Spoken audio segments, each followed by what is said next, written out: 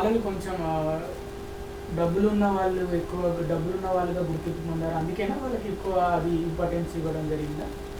చాలా స్పష్టంగా ఏం చెప్తున్నారంటే,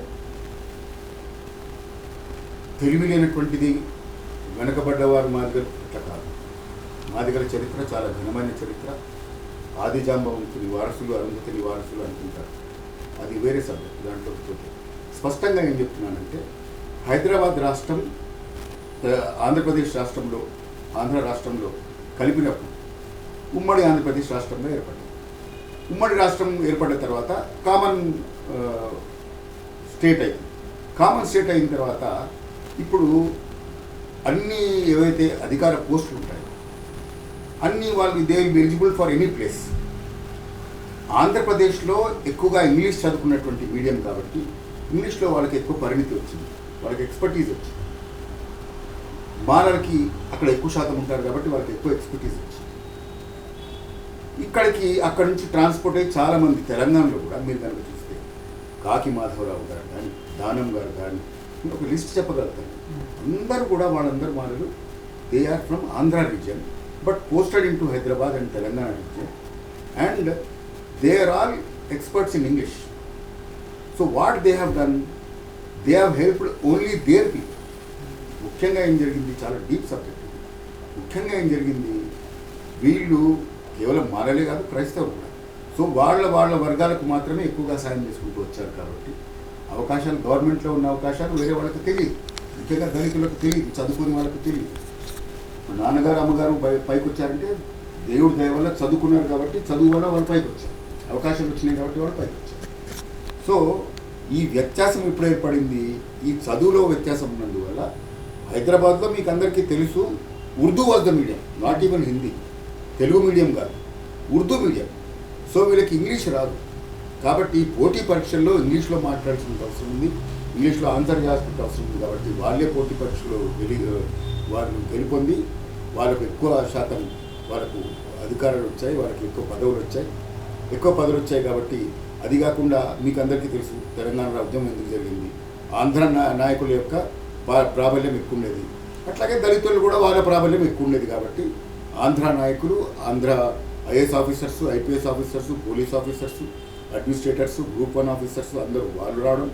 దాని తర్వాత అట్లాగే రాజకీయ నాయకుల్లో మినిస్టర్లు, ఎమ్మెల్యేలు, ఎంపీలు, ఎమ్మెల్సీలు అందరూ వాళ్ళు రావడం. వాళ్ళందరూ వాళ్ళ వర్గానికి సాయం చేసుకోవడం వల్ల మాదిగలు కొంచెం వెనుకబడ్డవాళ్ళు కాదు, ఇంకా పడేయబడ్డవాళ్ళు. దాన్ని సర్దుకోవడానికి చాలా టైం పట్టింది. అయితే దీని మూలాలు ఏంటంటే, నాన్నగారు పబ్లిక్ సర్వీస్ కమిషన్ మెంబర్ అయిన తర్వాత అప్లికేషన్లో సైతం మాదిగలు ఉపకులాలు, లేకపోతే మాల ఉపకులాలు ఇప్పుడు సైతం కూడా రావటం లేదు, కేవలం మాలల అప్లికేషన్స్ ఎక్కువ వస్తున్నాయని గమనించి అమ్మగారితో మాట్లాడితే అమ్మగారు ఏమన్నారు, దీని సమస్యకు పరిష్కారం ఎట్లా అంటే, అమ్మగారు ఏమన్నారంటే, చాలామందికి తెలియదు ఈ విషయం, ఈ కొత్త జనరేషన్కి తెలియదు. బ్యాక్వర్డ్ క్లాసెస్లో కూడా, అంటే వెనుకబడ్డ వర్గాల్లో కూడా ఉమ్మడి రిజర్వేషన్ ఉంది. బ్యాక్వర్డ్ క్లాసెస్లో ఏబిసిడి ఉంది, అంతకుముందు ఉమ్మడి రిజర్వేషన్ ఉండేది. బ్యాక్వర్డ్ క్లాసెస్లో కూడా అది కామన్ రిజర్వేషన్ ఉంది.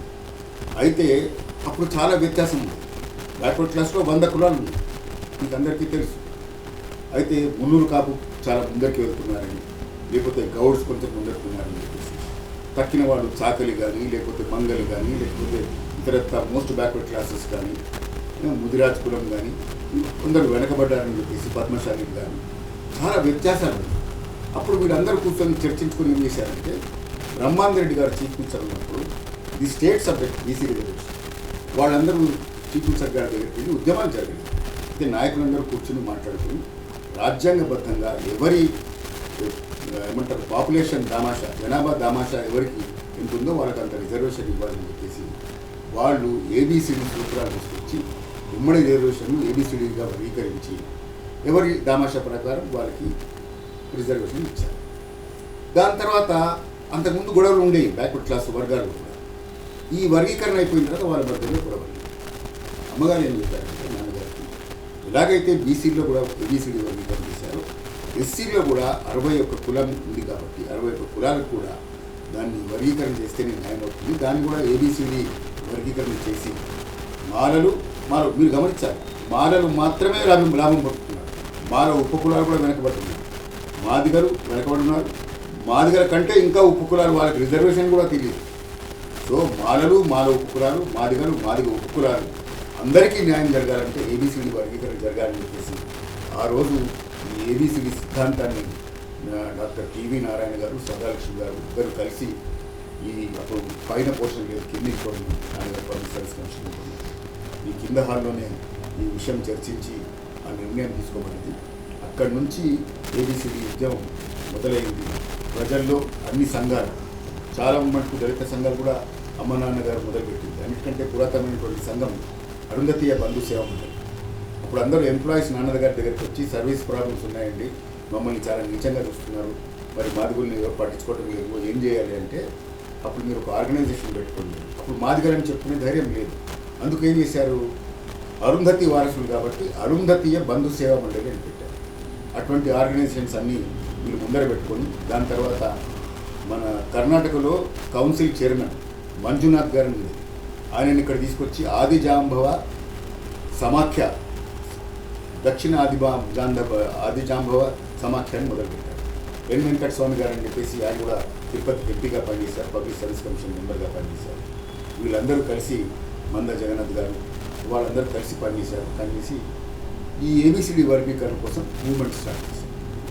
అయితే మన విజయభాస్కర్ రెడ్డి గారు, ఇప్పుడు ఎలక్షన్స్ వస్తున్నాయి, విజయభాస్కర్ రెడ్డి గారు చీఫ్ మినిస్టర్ రామారావు గారు కంటే విజయభాస్కర్ రెడ్డి గారు చీఫ్ మినిస్టర్ అయినప్పుడు ఆయన ఏం చేశారంటే కులాలుగా వారిగా ఎలక్షన్స్ కంటే ముందు మీటింగ్లు పెట్టి మీ సమస్యలు ఏమున్నాయి మేము మేనిఫెస్టోలు పెట్టి మీ సమస్యలు తీరుస్తామని చెప్పేసి మీటింగ్ పెట్టారు.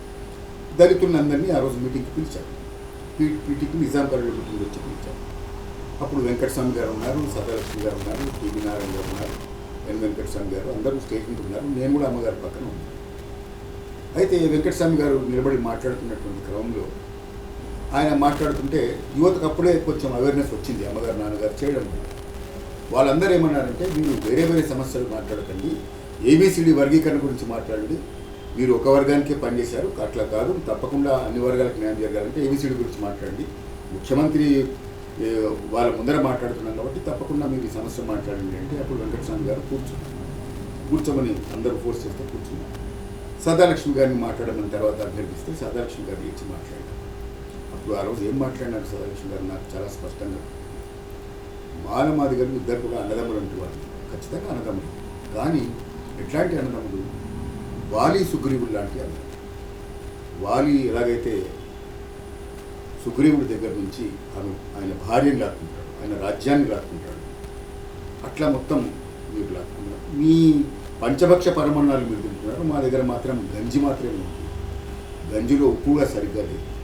సో సమన్యాయం జరగాలంటే ఏబిసిడి వర్గీకరణ జరగాలి, అందరికీ న్యాయం జరగాలంటే కేవలం మాదిగలకే కాదు, మాల ఉపకులాలకు, మాదిగ ఉపకులాలకు, మాదిగలకు, మాల.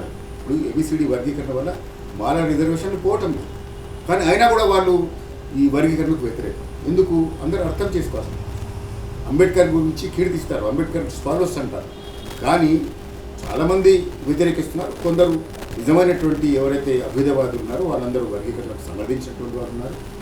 సో చాలా పెద్ద ఉద్యమం జరిగింది. అక్కడ నుంచి ఆ రోజు ఆ మాట్లాడిన తర్వాత నా విజయభాస్కర్ రెడ్డి గారు దీన్ని పరిగణలోకి తీసుకున్న తర్వాత ఆ మీటింగ్కి మందకృష్ణ మాదిక్ గారు రాలేదు. ఆయన పీపుల్స్ వార్ గ్రూప్లో పనిచేసేవారు.